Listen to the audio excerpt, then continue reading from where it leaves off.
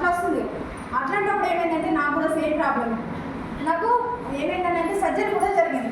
అమ్మ హాస్పిటల్లో ట్రీట్మెంట్ తీసుకున్నా, సర్జరీ కంప్లీట్ అయింది. అయిన తర్వాత మనం కంటిన్యూగా వాడాలి కదా, ఏంటి అది తక్కువ దాకా 2 నెలలు వాడాలి, 3 నెలలు వాడాలి అంటారు.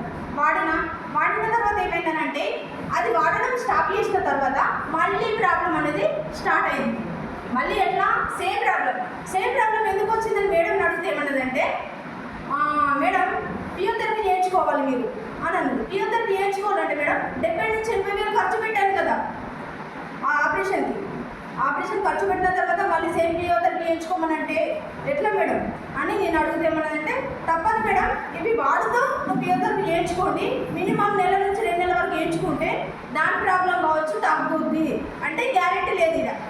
ఓకేనా, ఏం చేస్తాం, కోర్సు చేద్దామా, నెక్స్ట్ వెళ్ళమని అన్నారు. అన్న తర్వాత ఏం చేస్తాను, తీసుకొచ్చుకున్నాను, వాడాను. అవి మింగడానికి బాధ అయినా కానీ మింగాల్సి వచ్చింది. అవస్థతో బాధపడుతున్న క్రమంలో మా తమ్ముడు ఇందులో ఫస్టే పరిచయం అయింది.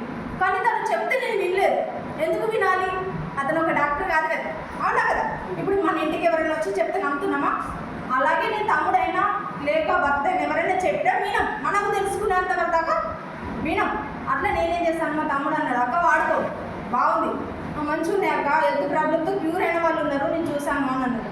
నేను చూడలేదు కదా, నువ్వు డాక్టర్ కాదు, డాక్టరే అంత చదువుకున్నామనే ఫిజియోథెరపీ ఎంచుకోమన్నా, నువ్వు చెప్తే నేను ఎందుకు వినాలని చెప్పి పక్కకెట్టేసిన తర్వాత తీసుకొచ్చి పెట్టిండు, వాడుకో అక్క, ఇవి వాడుకుంటే బాగుంటుంది, ఫుడ్ సప్లిమెంట్స్ అంటూ పర్చేజ్ చేసిండు.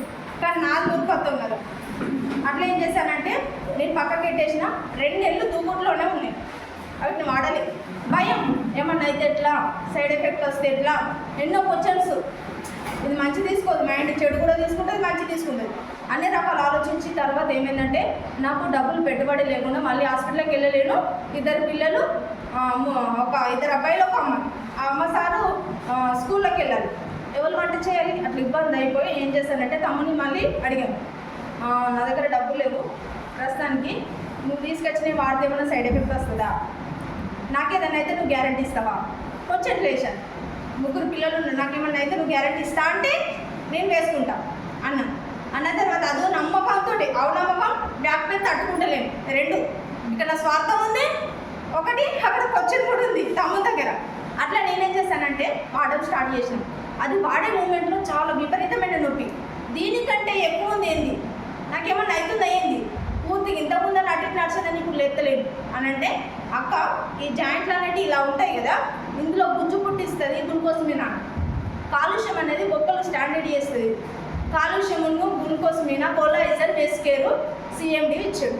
ఓకేనా, అవి కంటిన్యూ చేస్తున్న క్రమంలో చెప్పాడు, రోజు తిని రప్పించుకున్నాను నొప్పి వచ్చినప్పుడు. అలా ఇక అట్లా చెప్తూ ఉన్న క్రమంలో తగ్గింది.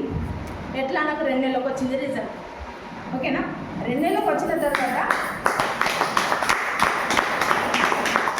నాకు 2 నెలల తర్వాత వచ్చింది. కొంతమందికి తొందరగా వస్తుంది, కొంతమందికి లేట్గా వస్తుంది. అందరి బాడీతో ఒక్కొక్క రకంగా ఉంటాయి, అవునా కదా. ఒక తల్లి కడుపులో కొడితే అందరి బాడీలో ఒక రకంగా ఉండవు. అట్లా ఏమైందనంటే నా బాడీ తత్వం బట్టి నాకు 2 నెలలకు వచ్చింది. ఇప్పుడు బయట గన్ని రోజు తీసుకున్నా కానీ, ఆ సర్జరీ జరిగినా కానీ తగ్గంది. ఇప్పటి వరకు 1 ఇయర్ అవుతుంది, ఇంత కూడా బ్యాక్ పెయిన్ రాలేదు, ఎట్లాంటి ప్రాబ్లం కూడా రాలేదు.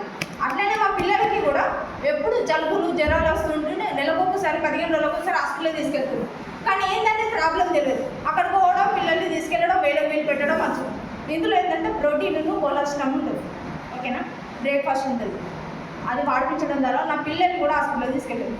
ఓకేనా, దీని ద్వారా ఏంటంటే కొంతమంది ఇప్పుడు బయట చాలామంది చెప్తూ ఉంటే ఏమంటారంటే, ఇవి కరెక్ట్ తగ్గుతాయా, అవునా కదా, క్వశ్చన్ వస్తారు కదా, కరెక్ట్ తగ్గుతాయా, అవి అయితే బయట అయితే తొందరగా తగ్గుద్ది, నాకు నొప్పి రిలీఫ్ అవుతుంది అంటే, ఒకటి చెప్తా వినండి. ఒక పాము ఇంట్లోకి వస్తుంది, ఓకేనా, పాము ఇంట్లోకి వస్తే వెళ్ళగొడతారా, దాన్ని చంపేస్తారా, మీరు చెప్పండి.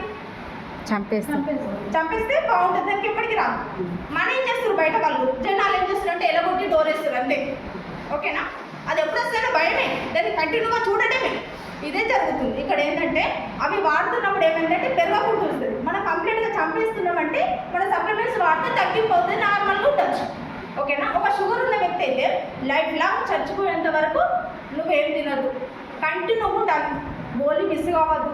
ఒక్కరోజు ఒక దగ్గర వేసుకున్నా ఇక ఏదో అవుతుంది, అవునా కరెక్ట్. ఇది ఏమవుతుంది కంప్లీట్గా తగ్గుతుంది కదా, మరి దీనికోసం టైం వేస్ట్ అయితే కొంచెం టైం డేట్ చేస్తే ఏమవుతుంది? ఓకేనా, ఆ రకంగా ఉంటాయి మన సప్లిమెంట్స్ కాబట్టి చాలా అద్భుతంగా ఉంటుంది. నా పేరు వచ్చేసి పావని, మాది ఇల్లెందుకుంట, నా లెవెల్ వచ్చేసి స్టార్ డైరెక్టర్. ఓకేనా, నాకు ఫస్ట్ మంత్ చెక్ వచ్చేసి ఇంట్లో వాడుకున్నంతసేపు 250 వచ్చింది, నాకు 12,585 రూపాయలు వచ్చింది లాస్ట్ మంత్.